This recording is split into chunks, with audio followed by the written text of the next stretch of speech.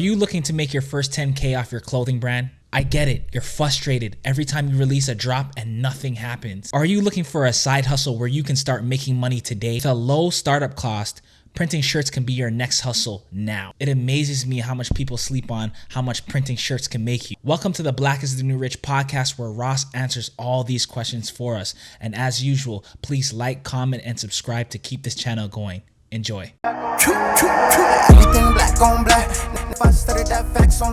Yeah, my name is Kaya. I go by Ross. IG is Westside Ross. I own We Print What You Want.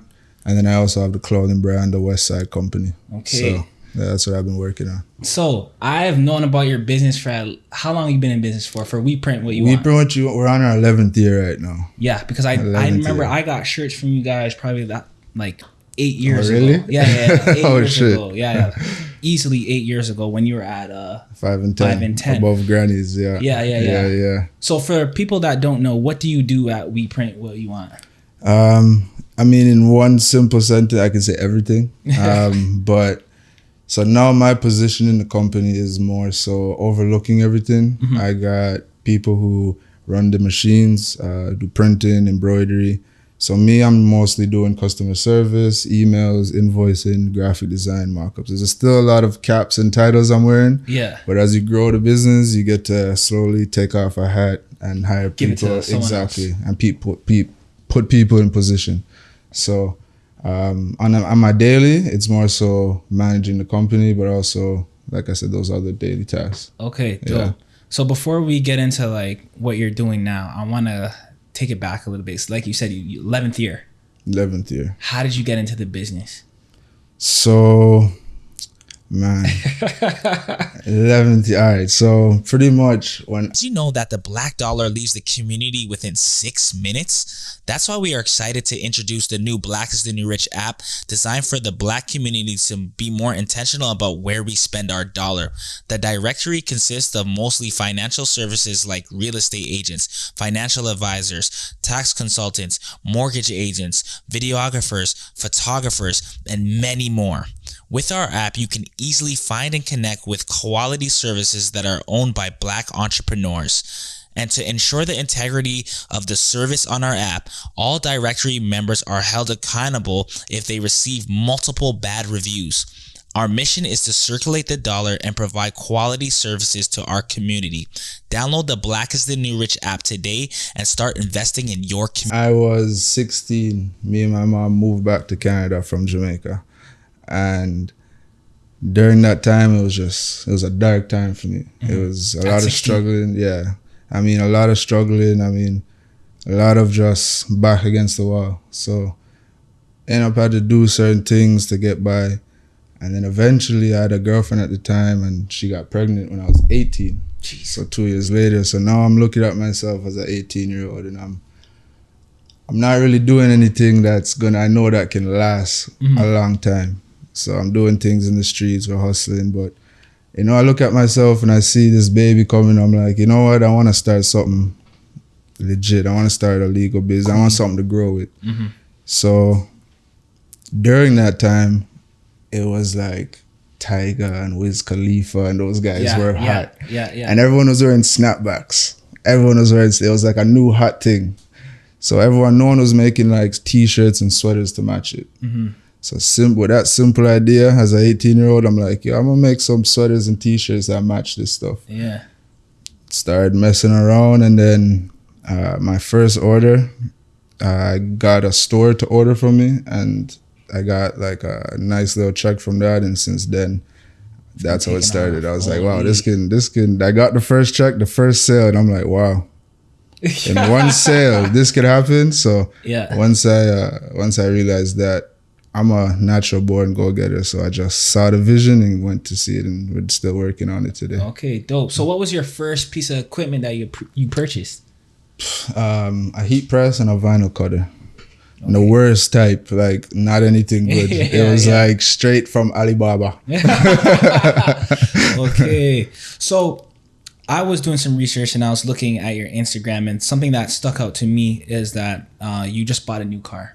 and the caption was something like that. Excuse me if I'm wrong. Was this is what printing T-shirts can get you? You know, a nice Mercedes. I don't know cars like that. Yeah. You know, explain that feeling and explain that journey. What that, like, even that post meant to you. So, because I come from, like, my story, my personal story comes from darkness and hard times and working through that and working to the light. So now, like, throughout that journey, I post some wins, I post some losses, I post the story. So people who've been a part of my journey from day one or been following the journey, they will know when I make posts like that, they know I'm not just on Instagram acting like I'm flexing. They see what I'm talking about. So I don't post, no whip, who this. No, I'm not saying that. I'm saying this is what selling T-shirts can get you. Because a lot of people right now are sitting at home saying, I want to make a T-shirt brand, or I want to make makeup, or whatever it could be. I want to write books. The crazy thought is not coming up with the idea. The crazy thought is saying, I can do this and I don't care about no one else. So now when you see someone on the level that it may not be as big as 50 Cent or Jay-Z, but they're on a level that they're providing for themselves through product. When people see that, now I'm a living testimony of that, and I tell a story through a post like that, that's what it's saying. So when people see it, they're like, damn, it can be real. I can actually go get it. I could actually, selling T-shirts. Because from the first day I opened the store, I'm like, my rent is $2,000, my first store. I need to sell 100 shirts for $20 to make my rent. So it was just like daily, how much shirts we could sell. So, and to this day, we're still chopping T-shirts. Like, that's what we're doing. Wow, you know? That's amazing. So I have a heat press. And I've had it for like 2 years. And I only use it basically for like my own samples. I haven't done any business out of it at all. So for the people that just want to start a T-shirt business, would you recommend still using a heat press in 2023? Yeah, of course. Everything people need still kind of needs a heat press. The only thing that doesn't need a heat press is screen printing. But you still need heat. It's a dryer. Exactly. So if you're gonna do DTG, you need a heat press. If you're gonna do DTF, you're gonna need a heat press. If you're gonna do vinyl transfer, you're gonna need a heat press. And it's the cheapest way to get into the market. That's the thing about T-shirt making and brands, or if you're even gonna go on the other side of manufacturing and print them, is that it's not an industry that's hard to get into. You don't have to go to school for it. You don't have to really study hard for it. If you're a creative person, good with your hands and not lazy, you're just gonna buy a heat press, buy a vinyl cutter, or there's nowadays you can order prints. Like, we sell prints. So people who have heat presses will order prints through us. They bring it home and they can make their own stuff. Because sometimes you have your logo, but your sales is not like every day all the time. So you just want to do a couple. Or, you have the blanks. You sell a hoodie and a T-shirt, the same logo's on it. When you make a sale on your website, you press it yourself. You don't have to keep 100 hoodies in stock all the time. That's what I do most of the time. So there's ways around it. So I would definitely say start with a heat press, and then figure out how you want to print. So if you want to do vinyl, DTF, DTG, everything, or screen, everything has a price point to enter. But the heat press and the vinyl cutter, you can start with like $1,000 and now you're selling T-shirts. Okay, dope. So you mentioned the DTF, DTG, screen printing, and vinyl. Can you explain what exactly they are? Yes, people think DTF, I'll be talking something else. So DTG stands for direct to garment. So that's like, it's a printer. Basically, you're putting the garment in the printer, and it's printing directly on the garment. It's just like a home printer. You put a piece of paper in it, it prints directly on the printer, on the paper. So it goes right into the fabric. Right into the fabric. There's process with it. You got to pre-treat the garment. You got to heat it, print it, reheat it, then put it on a drying rack. There's a process to it. So the setup, expensive. You're looking around cheap end, maybe 30. Proper end, about 50 to 70 to get those machines. 50 to 70 grand for a DTG. For a DTG machine. And the thing is, you can't go cheap with certain machines, because if I buy a cheap printer, you can go on Alibaba and find a DTG printer for $5,000. If I do that, every order I'll get complaints. Really? And you will never come back and order. So you got to do your research of what you're buying. Something may be cheap and it's a low hanging fruit, but there's a reason why. And in this industry, there's headaches like every hour. That's DTG. DTF stands for direct to film. So it's almost this, I wouldn't say almost the same, but it's similar, where there's a machine that prints on a film. Now that film, there's no peeling, no weeding, it's just the print, and now you can heat press it. So we sell those prints. That's what we sell. The prints are cheap, they're great quality, and they work very well. They last so long. What's the life span for the DTF? Everything we sell is like a guaranteed 6 years plus. 6 years. That's how many, like. And to be honest, that's just like a safe number. But like I have clothes I still wear from day one, and I just have them just because I'm like, I just want to see how long it's gonna last. That's DTF. DTF, vinyl, everything. Everything. So you never have to worry if things cracking, peeling, fading. As long as you buy the right materials, you invest in the right product, you won't have those problems. If you, like I said, if you try to go cheap, you may have a machine, like I said, for 60. You're like, that's too much. Be able to get one for 5,000, but there's a reason why. So that's direct to film, print on a film, and then you can heat press it onto the shirts. Then you have screen printing. That's the oldest form. Everyone knows that. You have a mesh screen, you use ink, rub it onto the shirt. And then vinyl is when you have the rolls of vinyl and you have a vinyl cutter and it cuts out. It's all one color. Those work good because, like, security shirts, that's always like vinyl. Name tags or anything like that, those are always vinyl. So there's always vinyl needed in the industry. Even if someone's a huge $1 million company, they still probably do vinyl. Because I haven't pushed the merch super heavy yet, right? So when I was doing my research, I get so overwhelmed. I see DTF, DTG, screen printing, all this stuff. What is the best method? Actually, what's the best method for each of them? Like, when should a person? I won't even go too crazy in detail. I'll break it down simple.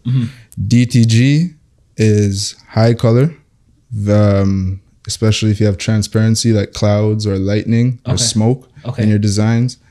DTG, you can get all those effects, but it's going to be your most expensive print. But if you're doing a clothing line and you have like those vintage t-shirt designs or have high color, DTG is the only way you want to go. Now, if you have a 1 to 2, maybe up to 5 color print, you can still do a screen print. But with screen print, you pay for each screen, right? Color. So each screen may be $25 to $30 from a printer. So now if your design has 4 colors, you're paying $100 just in setup, or maybe $150 just in setup, and you haven't printed a shirt yet. So if screen printing is good for high volume, like if you're doing hundreds of thousands of shirts and the colors isn't a lot, it's like 1 to 3, 4 colors. So that's great for screen printing. Direct to film, it has no minimums. You can do the full color prints, but the only thing is, it's still a film. So it's not thick and it doesn't feel cheap. It feels plasticky a little? Not as bad as how they used it. It's new, and how it is now, it almost feels like a screen print. So it's kind of soft, but it's still a very, very thin film. So if you're going to do a big print, you have to go DTG if it's like that. Like if you want to print, let's say this photo on a t-shirt, and it's a clothing line, you want to do DTG. Because if you do DTF, you can still get the same quality, vibrancy, but the feel of it wouldn't feel that great.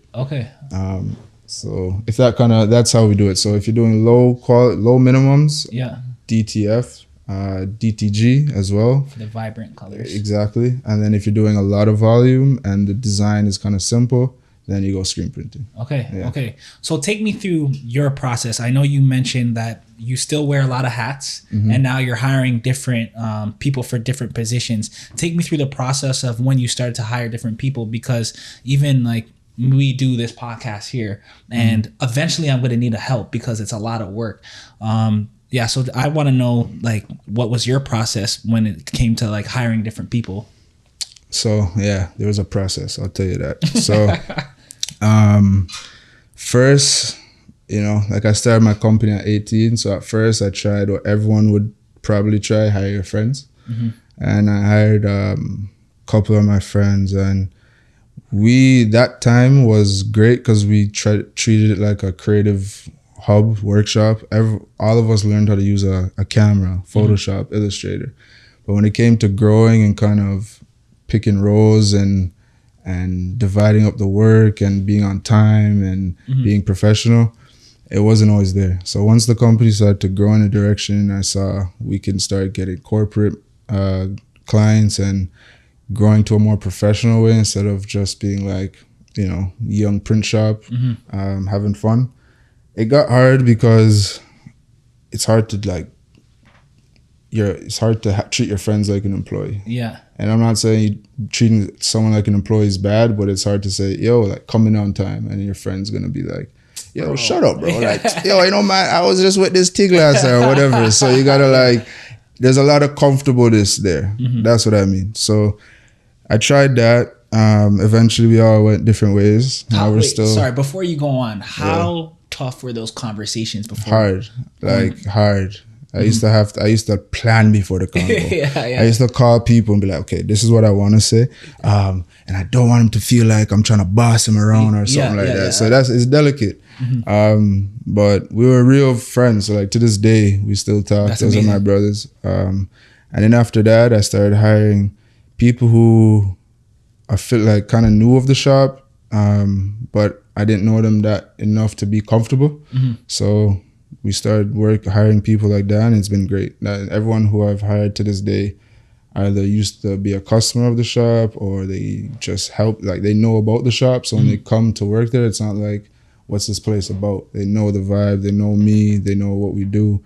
So it works. And there's still like a line of professionalism. We're all, it's like a clubhouse, how we work. All of my people who work for me, I don't call them really employees. I call them like my coworkers. Yeah. We're all like a team. So when we're working together, it's really like a fun vibe still, but we can still shut that off and say, yo, this needs to be done by 3:00. Let's do it. All right, cool. Let me just put my headphones in. We do this, we do that. And everyone knows their role. No one has to tell everyone like what to do. And we all help each other. So it's a very team-orientated thing. So now when I hire, I step away from close friends and I do, I may know you and I may be your friend, but like we're just not so close where you won't tell me, yo fam, shut up. So like overall, would you recommend the close friends? No. No, you wouldn't? No. I mean, if you have to start, like I said, sometimes with your close friends, you can ask your best friend to help you do something and you don't have to pay him. Or you can say, yo, I'll just buy you food. Just help me. So when you're starting out, just do what you have to. There's no rules. Do what you have to, do what works. But as your company grows, do what works best. For the company. And your life, because it's a work-life balance. And you don't want to be, after you close your business or after you shut this podcast down, tonight you don't want to be stressing about you and your employees. Like, it's done. Like, your employee knows what you're doing, you know what you're doing. It's like a perfect symphony. Okay.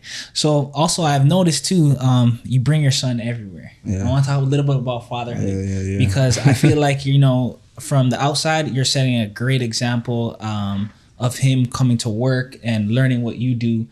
Just explain a little bit how that is working right now. So, man, Kimani, that's my son's name. How old is he now? He's 11 now. And if you notice, 11 years, I left the company 11. Oh, okay. See, so, yeah. I wasn't lying. With the I told you, as soon as he was like in the belly, company started. So, man, he is growing to be a great young man. He just got his report card yesterday, and all A's and B's. So I was proud of him. Congrats. And he's a little troublemaker too. So to have the balance, I'm like, at least you're doing your grades.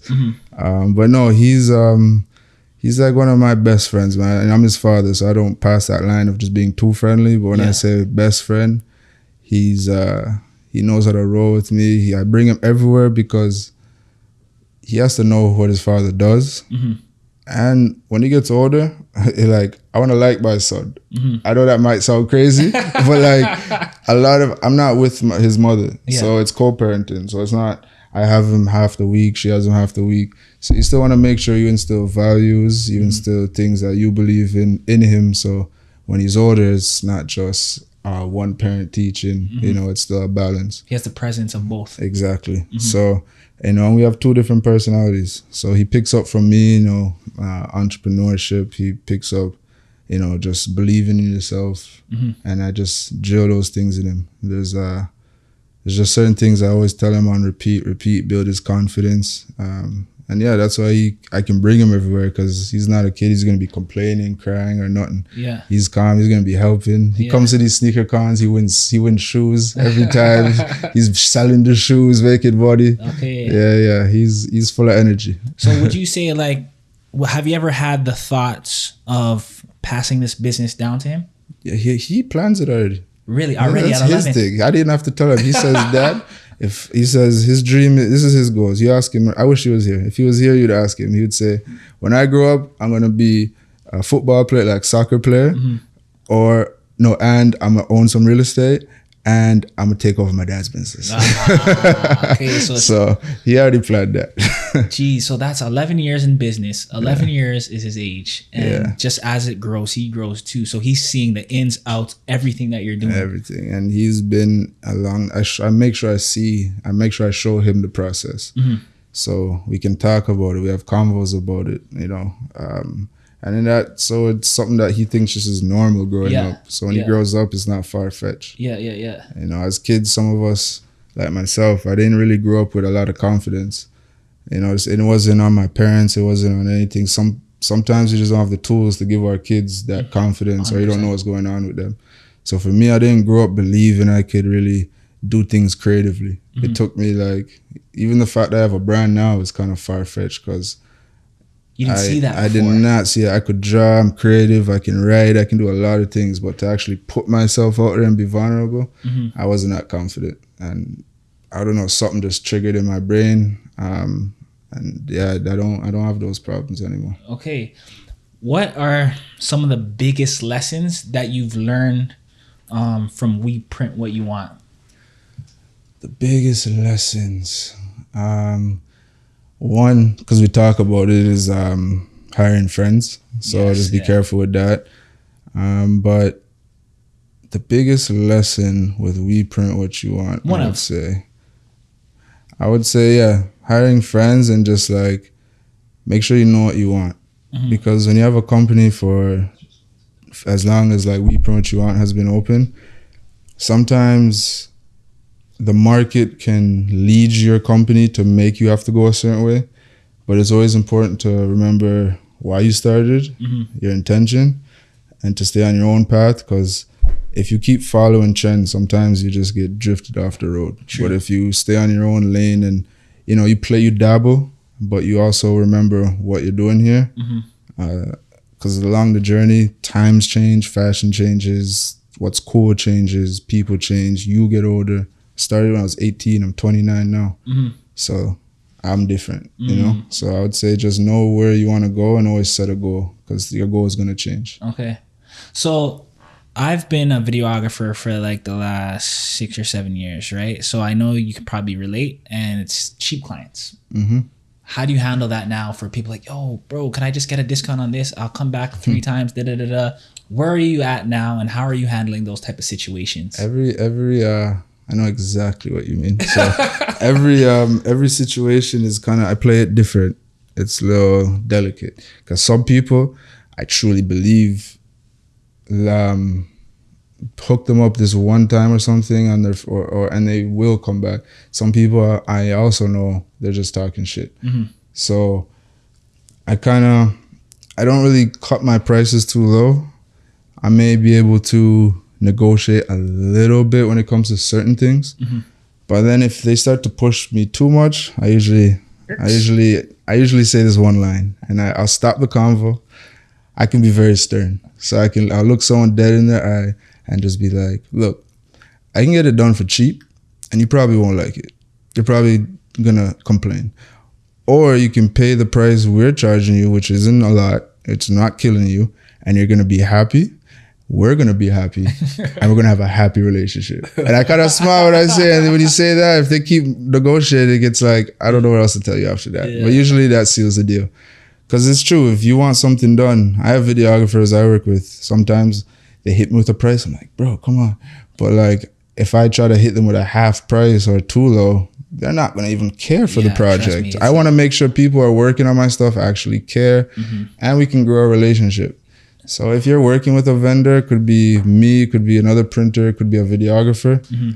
Don't try to cut the legs off there. Don't try to cut them short, because you're trying to build a relationship. Eventually, you might get to that place where he's like, you know what, man, I'll do this one for free, or I'll do this for you. You've been a great client. You helped me out.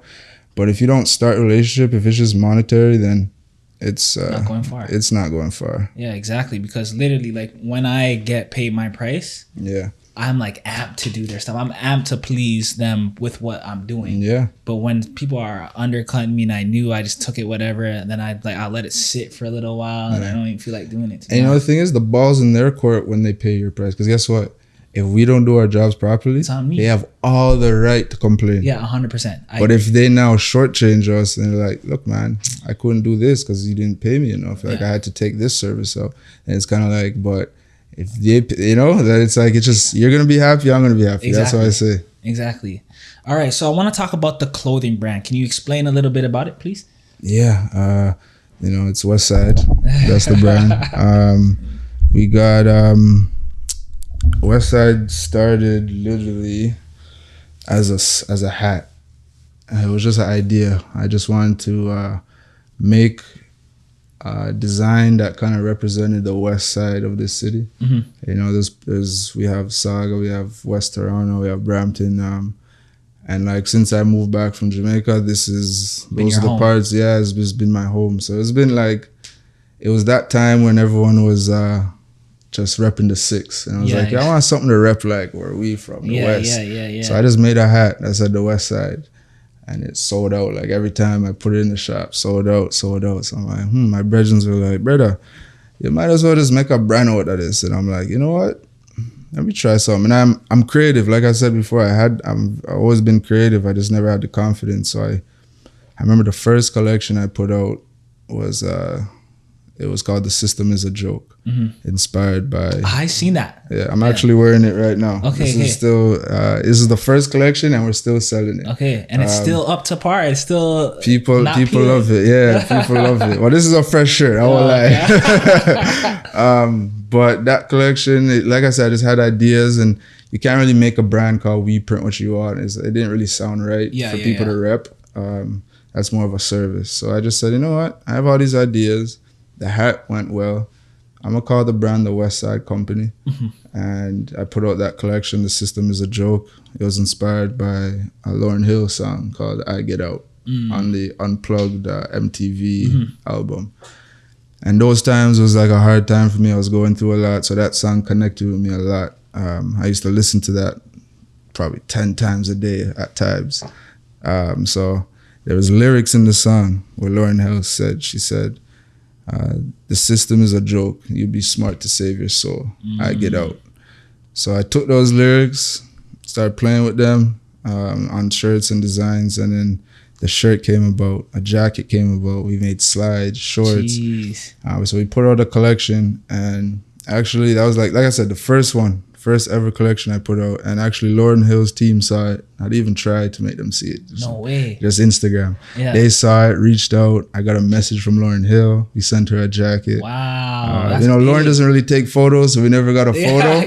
But I know she has a jacket, and she sent us an email with a little poem in it about the collection and the messages. So wow, that's big. That was I never really put that story out either, but that was kind of it for me. I was like, wow, I got something here. Like, yeah, and that's validation to tell you that, yo, I'm creative and I got something here. Exactly. So, that was it. And then from there, we just started putting out collections, doing cool things, parties, like music videos. I did a cypher. We just do cool things, and we branded Westside. But now, we just focus really on clothing and just telling the story of the brand, because without intent, like there's no content. Yeah. You know what I mean? You need intention with your brand, because everyone's selling t-shirts, everyone's selling hats. It's what it means, what it represents. Okay.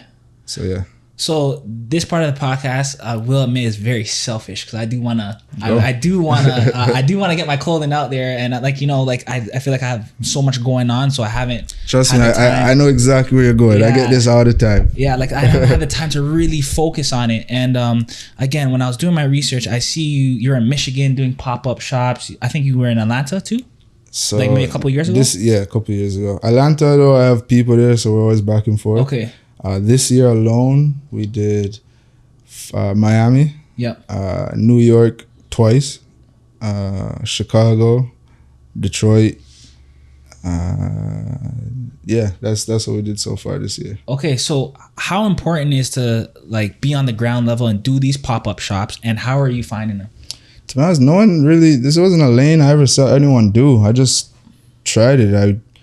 The thing is, Toronto is only so big, especially for people like us. Mm-hmm. I remember I heard John Tory say a statistic. I'll never forget it, and he said 8% of Toronto is black. Yeah, like that's what I'm saying. That means from our grannies to the newborn babies, 8%. Mm-hmm. That means really there's like what 3% of us our age, 18 to young adults, 30, 35. So it's like there's not much of a market if you're selling to your own people here. So when you go to America, it's completely different. How's it been like for as far as like monetary wise? Are you selling now or like? So I'm very confident in the quality of my clothes and the story and what we're putting out. Now I'm not. I know obviously I'm biased. It's mine, but you have to be like that. I've got like I got the validation from all these cities. These people don't know me from Timbuktu. We go there, we set up a booth at sneaker cons or other conventions, and we sell. Sometimes we sell out. Sometimes we do really good. We've done one that wasn't as good. What's a really good, if you don't mind saying a number? For a 1 day pop up in a city that doesn't know us from nowhere, like 3,000 US. That's good. That doesn't even know you at all. No. It's just me, my guy, or the rest. Sometimes I bring my son, bring the team, and we all go out there and we just talk to people, tell the story. But they feel the quality of the shirts. I'm very confident in what we do, and everything we do, we make ourselves. So when people see that, we tell them the story. We're from Toronto. They just connect. So we've done really good, and I've seen other brands go out there and not sell a t-shirt.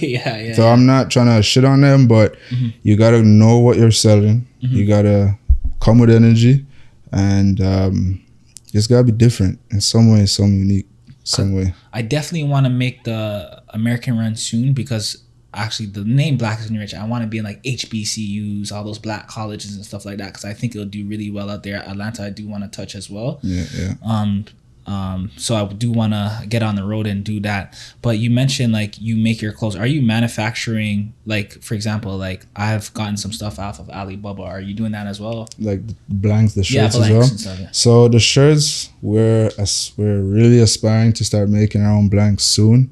Right now we're doing a lot of testing for that, but not right now. So right now what we're doing is sourcing t-shirts, hoodies, and different blanks that we find like highest quality. So a lot of the stuff is made locally.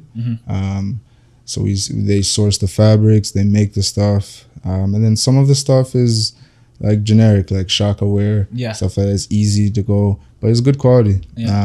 But there's certain things that it's like Supreme. Sometimes they'll make their box logo hoodie shirts. They make them on the really best t-shirts they can find, and we use the same t-shirt. Oh wow. Then there are other t-shirts that are just kind of random Supreme designs. Sometimes those are on Gildan tees. Gildan? They are. So at the end of the day, it's like you learn which products need to be higher quality because you want to sell them for more, and then certain products people are not going to care as much about, so you got to sell them for a little cheaper. So you learn. So right now we just source depending on the product. Like our new collection's coming out right now, and for that we source products from all over. We made a lot of it. Actually, this is our first collection. We made some blanks ourselves. Oh wow. We're coming out with these like silk like button ups. Okay, lit. And we made those in house. Okay. So we're gonna put out a commercial showing that soon. Okay, sick. So it just depends, but eventually for We Print and the Westside, we want to create our own brands, our own blanks to print on, and then a higher end brand so we can make for the brand. Okay. Yeah. So how often do you drop collections? That's the thing. I know you're supposed to do like winter, summer, fall. Because I fall behind. The thing is, we're a small company. We're not Zara, we're not Gucci or nothing like that. We don't have a fashion warehouse or millions of people working for us. A lot of time, Westside is still just me. Yeah, and I ask people to help me or I hire people to help me, but I don't have a payroll or staff for Westside. Westside is still my baby. Yeah. So, sorry, what was the question again? How often do you drop collections? So it's really when I catch like an inspiration. I try to drop every summer because summer is my favorite season, and then winter time I may do 1 or 2, but usually you get 2 to 3 collections a year from Westside. Okay. You might get some specialty pieces throughout the year, maybe a hat, a jacket, a bag, or a collab piece, but I try to do at least 2 to 3 because collections is it's a lot of pressure. Yeah, and I love it. I love it. I like a lot of pressure that keeps me going. Yeah. Do you do limited? Like for example, like the first hoodies that we put out, we just did a limited quantity. Yeah. So like if you don't get it, like I literally still have people asking me for the hoodies today, but they're done. They're sold out, gone, and they'll never come back. Supreme was one of my first big inspirations with this brand, and so I copied their motto: once something is gone, it's gone. We may a lot of people are like cuss us about it, but like that's what it is. Once something is gone, it's gone. So when you see us selling something and if you like it, you should buy it. Because a lot, you know how it goes when you're selling things on your Instagram and you're still selling to your people. Yeah, right? 100%. A lot of times be like, yo, save me a shirt. Yo, I'm gonna come check you for a medium, XYZ. Yeah. But like, sometimes a lot of people take it disrespectful and you be like, yo, just order off the website. Yeah. And they might feel a way about it, but once you have that shirt, it's sold. Yo, I told you I was going for it, but I asked you to do it. You know, like you have a program. So, you know, obviously you try to help out people when you can, but if things are limited, you know, especially if you don't know that person that well, if they're even going to come, like if it's your real dog or something, yeah, I got you. But yeah, I try to, once it's gone, it's gone. That's how we do it. Because we have more ideas, more are coming. Do you do influencer marketing at all, or? I dabble. The ones who we work with now is very natural. Yeah. Like sometimes, you know, you just meet people, connect. Yeah. It's very natural. And that's why I'm with most of my relationships. So it's hard for me to reach out to people say, hey, wear my stuff. You know, I know there's like professional ways to go about it and all this stuff, but I've tried every avenue and sometimes you get good, sometimes they barely even post it, and it's like, why'd you even ask for this? Yeah. So I try to, it's just like, you know, any business relationship. You try to like talk to the person first, feel it out, make sure they like what your brand represents, and understand it, so they can really rep it. So the few we have, it's very like natural, like where it's very tapped in, but I don't do it often. I don't like I may have a collection of 50 shirts, let's say. I won't make like an extra 25 to ship out to influencers. I know that it's a lot of people do it and it works for a lot of people, but you're doing the super organic thing right now. Yeah. It's just who I am. Yeah. And my brand represents, like, that's the fun part with a brand. There's no rules. There's no, this is how you're supposed to do it. I know that's when you scroll Instagram, everyone's telling you how you should do it. But there is no rules to this shit. You can get up and say, I'm going to do it this way. You can get up and say, I'm going to do it that way. When it starts to work, everyone's going to look at you like, oh, that's how you do it. Everyone's crazy until it works. The one thing I do see, because I oversee a lot of small businesses, a lot of brands, I've noticed something. I noticed with a lot of clothing brands, their story starts to get lost because they just start selling, and they forget to tell the story. Yeah. So I want to ask you, like, how important is to always tell the brand story? It's funny how you asked that question because I was actually just saying that this week. You can easily get lost, especially if you're like me and you're doing it all by yourself. So I manage one company, and that's busy. And then Westside is kind of like the thing I do when I'm done that. So I'll be up late doing everything, like up to 2-3 in the morning sometimes. But yeah, you just got to know how to divide the time, do it up, and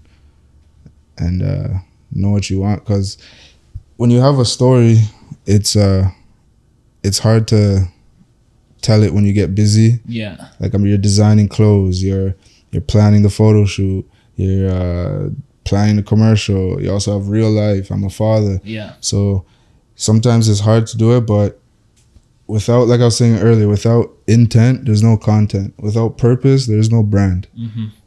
I mean, I can make a cool T-shirt, but you know, when it represents something, people connect with it more, and they come back. So it's definitely something you just gotta remember to do. Be conscious about it. That's how I would say, because it's definitely easy to get lost in the sauce. Okay. I want to know, this is a kind of a deep question, but if you were to go back and tell something to your 18-year-old self, what would you say? Be more organized. Elaborate. Like I'm naturally like easy to sell a product, build a product, design a product. Even the store itself, I usually build all the stores. I make the desks, I build the racks and everything.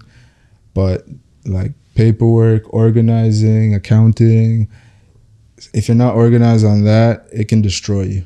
So I would say definitely from day one, just be organized. If you don't know something, don't hesitate to ask someone. Yeah. Don't feel a way like you're supposed to know, because that kind of stopped me.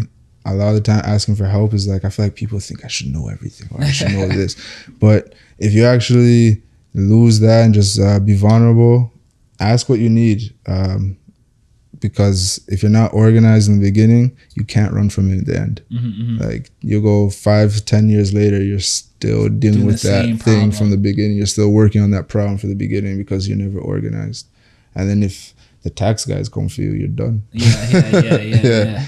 So because you work on other people's clothing, right? So you have We Print What You Want, and then you have Westside.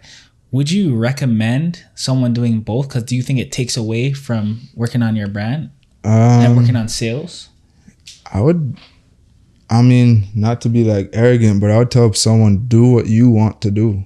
Don't do it because it looks sexy. Yeah. Don't do it because, you know, you look at me maybe and be like, oh, his life looks easy or it looks cool. It's like, do what you want to do. You may like to make money, so printing shirt works for you, but you may also like to write books, so that could be your side thing. You don't always need to have a clothing brand and print, but usually it falls hand in hand. Like what I've realized over the 11 years, people start a brand, it's very hard to maintain that energy of a brand, because it's like you're selling a lifestyle and your lifestyle changes. True. So it's hard to maintain that. So over the time, a lot of people take that knowledge they learn making a brand and then start making, they start printing for other people.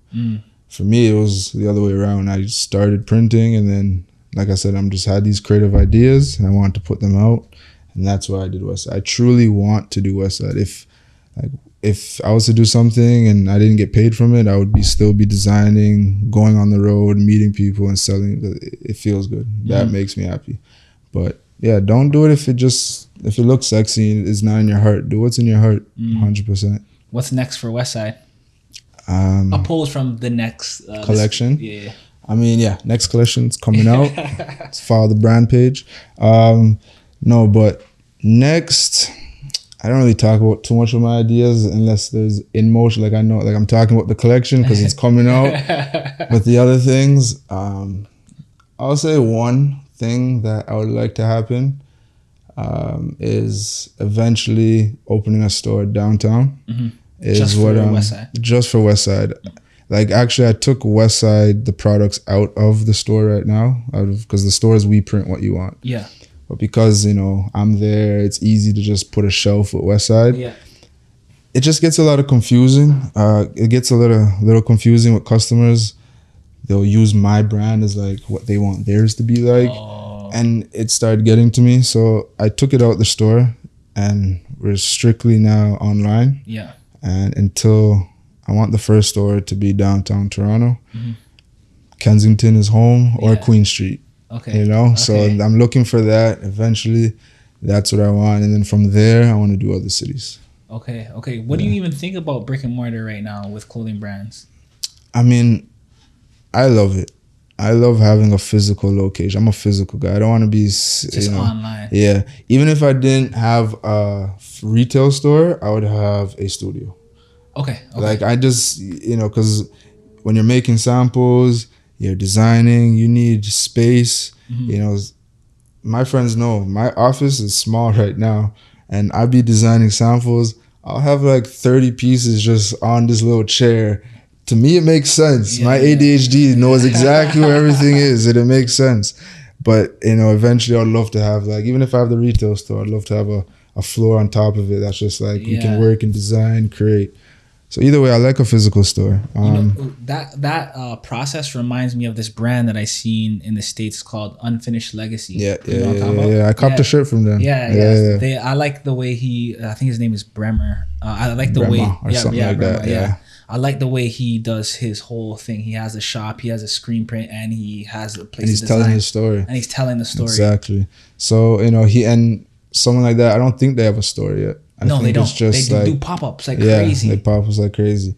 So I know we compare ourselves to other people easily as creatives. Sometimes that can be very detrimental, destructive, because you never know what other people, how they got it exactly. But showing having a space, is very important. So I would definitely have a space, regardless if it was retail or studio. And what brands like Unfinished Legacy is motivating for us. One of our biggest motivators, our inspiration, is Chrome Hearts. Chrome Hearts, I haven't heard. Chrome Hearts is a brand from LA, family owned. They make everything themselves. You definitely seen it before. Okay. You definitely seen it. If once you come off of this, you Google it, you'll be like, oh, this. Okay. But it's like, and they've been around from like I think the 80s or the 70s, but now they're like hip hop took them in and they're blowing up. But the story, the dad started it. He married a woman. She got into the company. They had kids. Their kids are taking over the company right now. Everything they still make in their warehouse in LA. And they don't make just t-shirts and hats. They make they do a lot of metal stuff. But that's like companies like Unfinished Legacy, Chrome Hearts is definitely how we're moving, because we make everything ourselves. I just feel like your son is like the golden piece, because as he gets older, then you know what he's into and what they're wearing too. So you can kind of cater to, you can always cater to his age group. Yeah. He's in the schools right now, rocking Westside head to toe almost every day. His first school photo, he's wearing a Westside hoodie. That's a little bit of a cheat code, because you just ask him, hey, son, what are you guys wearing? And you can kind of for sure. For sure. I'm still the cool one though.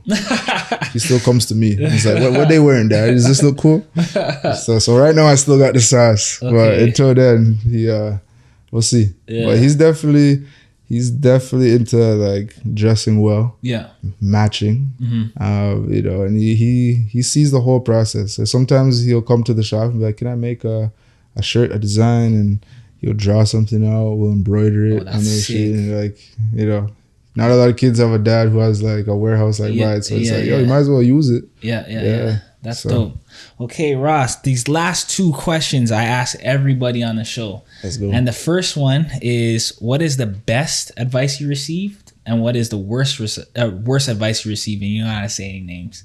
The best advice I received, honestly, was from my mom. I remember the day I was having my first grand opening at my store, I ordered you know, it was We Print What You Want. So it was just a bunch of like blank sweaters and hoodies. I went to go pick it up from the warehouse and they were closed.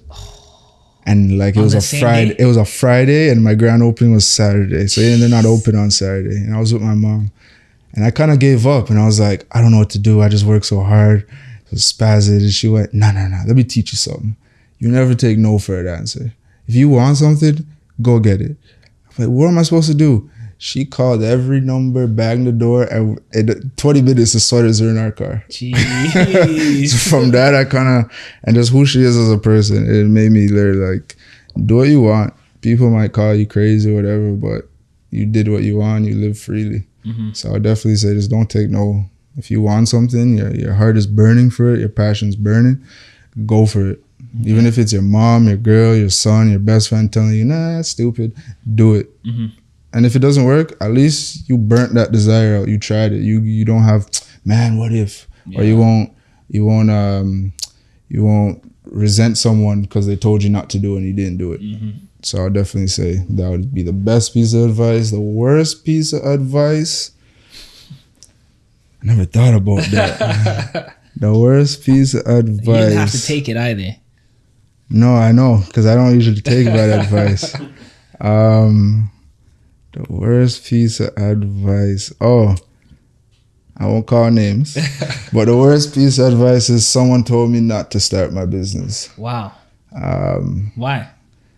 They thought it was stupid. They told me not to start it. That's stupid. You're going to print shirts for people. Yeah. And are they around today? Sorta. But that was the worst piece of advice, and I never listened. That's why I tell you I don't listen to people. They tell me something, not to do something. Mm-hmm. If my heart's even if I end up doing it and I'm wrong, mm-hmm. But I made the decision. Exactly. Or if you tell me not to do something, I'll go home and think about it. And if I decide not to do it, I made a decision not to do it. Mm-hmm. So I will never resent anyone for telling me what to do and what not to do. But yeah, that was the worst piece of advice. Okay. And on the show, we like to make predictions. So in 5 years, I want to say, Ross said he was going to do that. Where do you see yourself in 5 years? 5 years, we have a store in Toronto for Queen Westside. Or Kensington? Queen, Kensington. Depends where my heart tells me. We have a store in Atlanta for Westside. We Print What You Want. Couple stores. And honestly, I might not be living in this country full time. Really? Yeah. Where do you see yourself living? I'm floating in the wind. Okay. I'm not putting that out there yet. We'll see. Yeah. I don't know yet. But I wasn't born here. I didn't live here my whole life, and the weather kills me. Yeah. So it still feels uncomfortable? Yeah, no, the cold kills me. Even it's summer right now. Today it's chilly. I'm like, yeah, I don't. I'm a summer baby. Okay. Let everybody know where they can contact you for either We Print What You Want or Westside. So if you're looking to, make uniforms, start your brand, or you already have a brand, you want a new supplier, or you just want to check out some new stuff, We Print What You Want on Instagram, all spelled out correctly. The website, weprintwhatyouwant.com. Or email sales@weprintwhatyouwant.com. And then the stores in Mississauga, you can see the address and everything on the Instagram website and all that. For the brand, we have a new collection coming out. I don't know when the episode's coming out, but the collection will be out in July. You can check it out depending on when this episode drops, if it's still available or not, we'll see. It should be out. But yeah, the Westside Co is the Instagram. The westsideco.com is the website. And then you can find me at westside.ross on Instagram. Okay, dope. So Ross, honestly, I want to thank you for coming out because obviously I know you're super busy. And thank you for giving us your time. You're welcome back. Thank you for having me. No problem. You're welcome back anytime because a lot of these questions, like I said, I'm honest about it. They're selfish because I want to start getting my clothing out in the society as well. It's good. So when people ask me, how do you do this? I'm going to be like, go watch that interview. Go to Black is New Rich. Yeah. I really appreciate all the gems, and like I said, you're welcome back anytime. Yeah, Thank you. Thank you for having me, man. Everything black on black. If I studied that facts on facts.